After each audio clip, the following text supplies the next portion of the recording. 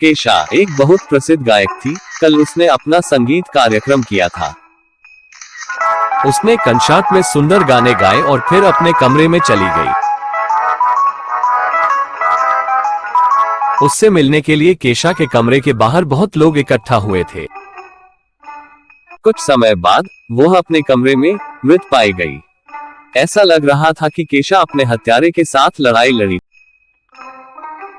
Detective Mehul को उसकी हत्या की जांच करने के लिए बुलाया गया था।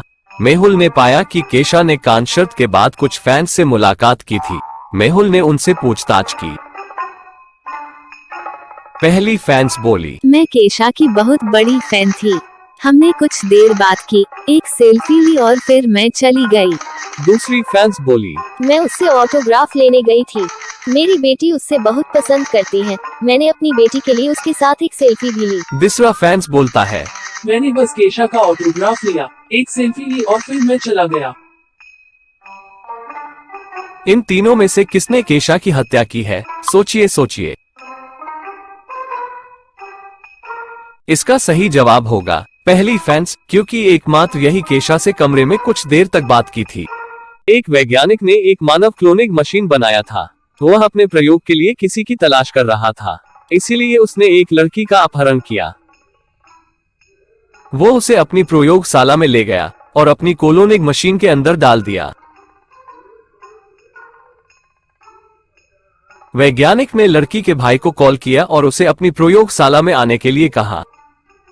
आप मेरी बहन को कुछ मत कीजिए, मैं बस आ रहा हूँ।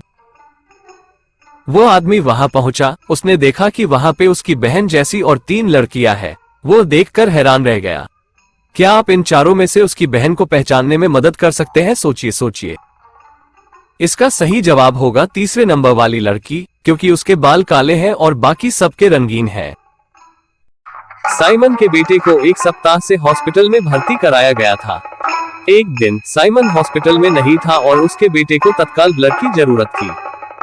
बेटे का ब्लड ग्रुप डी था और डॉक्टर इसका इंतजाम नहीं कर पा रहे थे, इसलिए उन्होंने साइमन को कॉल किया। लेकिन साइमन ने कॉल नहीं उठाया, किसी और ने उठाया। डॉक्टर ने उसे स्थिति के बारे में बताई। किसी ने तत्काल ब्लड की व्यवस्था की और हॉस्पिटल पहुंचा गया। जब ये बात साइमन को पता चली तो वो बहुत खुश हुआ। उसने अपने नौकरों से पूछा कि आप में से किसने मेरे बेटे को ब्लड दिया? किसी ने भी जवाब नहीं दिया।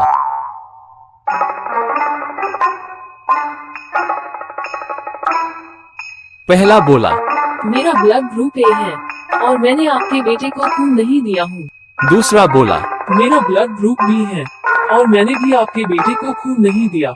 तीसरा बोला, मेरा ब्लड ग्रुप ए है और मैंने आपके बेटे को खून नहीं दिया हूँ। चौथा बोला, मेरा ब्लड ग्रुप ओ है और मैंने भी आपके बेटे को खून नहीं दिया।